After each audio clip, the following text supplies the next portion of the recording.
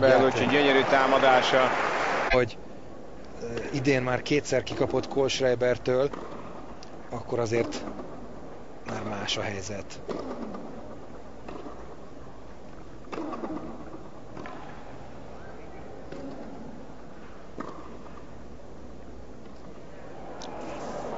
Nagy labda.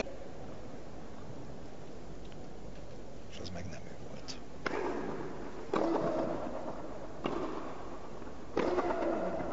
Mekkora tenyeres megint csak, hogy visszajöjjön. Fú, micsoda szerva, egy ász kifelé.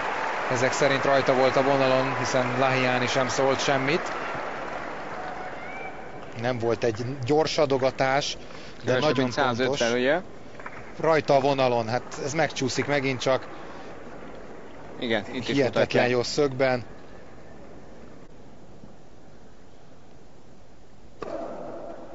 Ez az És átszint a önbizalom. másodikból. Ez az önbizalom, hogy két jó szervát ütött már ebben a játékban Bellucci, egy ászt és egy nem fogadott szervát, és ilyenkor, amikor 31-elő az állás, meg tudja lepni Kohlschreibert, aki nagyon hátul áll, itt sokkal több szöget adott Belluccinak, egy balkezes játékostól.